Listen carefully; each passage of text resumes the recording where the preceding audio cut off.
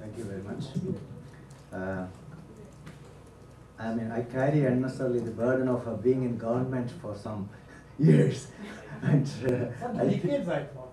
yes, I would very, but I think that burden I cannot share because once you got it, it's a baggage which you have to carry.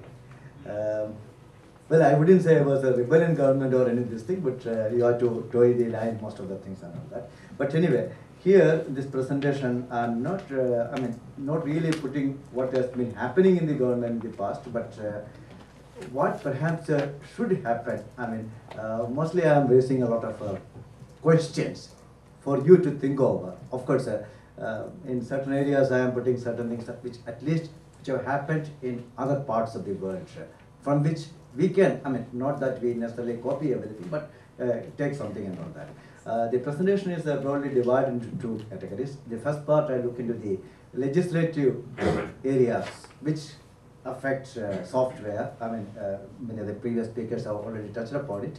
And then the second part look into the use of software within the government or in related areas. Now, when we come to the legislative part, the first law is the copyright law, which is this thing, because in tune with the historical development of IP protection for software, India has been protecting it under the copyright law, not under the patent law. May make it very clear. And it goes into a very, I mean, I reproduced it, I mean, maybe some of the later you can have it and all that. Essentially, it's considered as a literary work, and that get into a technical definition of what exactly is a computer program, and even it goes into, it defines even a computer also. Now, when we look into the rights, that is where slight differences start coming between software and literary works. Of course, the right of reproduction is very much there in any material form, but it may be very clear in storage in a computer is also a reproduction, then issuing copies, which is the distribution part, then which may not be very material for software per se, but performing right is also there. Why I am pointing out is that when you are drafting legislation, you put it in one clutter, whether it happened here or abroad, you don't look into what a computer program is going to be performed, this kind of an issue. Because then, of course, translation, of course, as we have the great US interpretation, source code to object code is a translation, but I do not know whether there is no case has been has come up in India on this thing. But then there is one adaptation. This one, the way you adapt this thing. This is one which I would mark for a subsequent this thing also. This is something one has to look into this thing. This is where the, I mean, according to me, the crux of the computer protection comes, and where it creates a lot of complications, both for the user as well as for this thing. Then, of course, in the case of a computer program, a separate commercial render or hire right has been put there. And that's a very, this thing, I mean, it's time again one has to look into these things. This is a provision, because of course there's a great proviso that say you hire a car. Now, I mean, you get a car for hiring also fully, and if the car has its own computer program, you don't have to pay a renter for that thing. But the question is, I mean, is it time to rethink many issues? It's not that something is there, it should be there. Might have been a historical reason at that point of time, but is it necessary? Now, I also want to draw your attention to, I mean, I'm coming back to all these issues subsequently, but I'm just, what is in the law, this thing. There are the, I mean, what we call the non-infringing activities under the section 52. Now here, the funny part is in the first exemption, computer programs are exempted from the exemption. Then comes to this thing. So, I mean, that is what you call section 52. I mean, I ignore the sections and the numbers and all that. But making of copies or adaptation of a computer program by the lawful possessor of a copy, that is, essentially it is given you, you can make one copy for your personal use. And in order to utilize for your own these things, provided you are bought it up and all. You can also make a backup copy for this thing. Then also, you can do a reverse engineering in order to develop another program for which you have to dovetail it and all those things, a decompilation. These three things have been introduced in the year 1999. Now, then looking into the other exemptions where they are for literary works, but there's no further exemption of computer program. In the first time, in the first exemption, fair dealing, it is exempted, but subsequent fair dealing, it is not exempted. Therefore, one can draw these things. You can use it in a newspaper, magazine, or similar periodical reporting if it is something nobody has developed and you can report on those things, or even broadcast, cinematograph films. Then reproduction, you can reproduce a computer program for a judicial proceeding.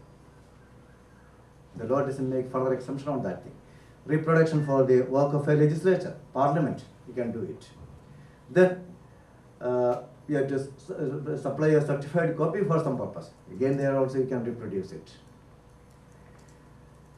A teacher or a pupil can reproduce it in the course of instruction. This is something which is normally not given much attention to that thing. But when you read the law, so long as it is not further exempted, the right is there. Then, of course, questions and answers in the examination. That's broadly, I mean, this will be broadly available. I'll come back to that later. Now comes to the question of offenses and penalties. General offenses and penalties are there for all kinds of copyright, but in the case of computer program, there is a very specific offense identified in 5 cases which happened and which killed 2 persons' career forever for absolutely nothing. Just because I mean, I'm not getting to that. Then the other provision is the patents. And the patents, it is a totally negative provision. That is, computer programs per se. Since we are more English than the English, we use the Latin per se. They used as such. The British law is very simple. Computer program as such is not patentable. But here we put it as per se. Now, why this per se comes to this? Now, here, before getting into the specific questions, the first thing is, there is a copyright versus patent debate. This is still going on among the academia, advocates, and all those. Everybody thought in the Berne it was settled, then in the TRIPS it was totally settled, because the TRIPS Article 9 very specifically provides that computer programs are to be protected as literary works, and that's the. At that time, I mean, particularly to the professors were arguing both sides that it should not be go for patent because it is not really a technology, it is a kind of a literary work, and it should be protected as copyright. Then the others argue copyright is for a long period, it's a very weak protection. This technology here is a fast changing technology. What kind of a protection we need? We need a strong protection for a short period. But what happened was, through a case law in the US, first a computer program got a patent. Then everything started crumbling. All the international agreements. Even now we are also, as I am telling, we are also influenced by a talk or a debate, a decision in the US, not in any international forum. There is no single international treaty, multilateral treaty, which says that computer programs should be protected by patent. All that is, but still, all debate is the thing, why should we not protect it as this thing? This cropped up, the 2002 amendment, ordinance, computer programs almost were given patents with the minor mistakes. Then it was, I mean, some grounds were retrieved in 2005 amendment saying that computer programs per se is not patentable. The first thing comes in 2002. Can you tell? No, 2002 created that it would get patent if it is embedded with and all those things. They created all those things. That was the amendment. Yeah, 2004 but then amendment. that was still removed. Yeah. So then the question is comes, why should there be per se? Why can't make a very simple layman language? Computer programs is not patentable. I mean, traditional knowledge is not patentable. Period. There's nothing further on that thing. Similar thing, we could say computer programs not patentable. The moment you create a qualification per se, now is it per se? Now if a person, well, I mean, I am a person with my clothes or without my clothes per se. The issue comes there. Now, I mean, if I go to the patent office with my dress, no, it is not per se. You can say that thing. It is only your body can be this thing. So, you know, you create a problem. I mean, it's not, it's a problem looking for a solution. I mean, You're creating a problem because you want this thing. Absolutely, I mean, yes, it is copied from the UK. You know, there was no need. Even now, I'm not, but I'm throwing it open. What difference would it make? Because the intention was very clear. Computer programs are not to be protected under patent. There is no international obligation. That was not the practice at all. So why should you create a per se and create a complication on those things? That is the thing. Now, of course, about the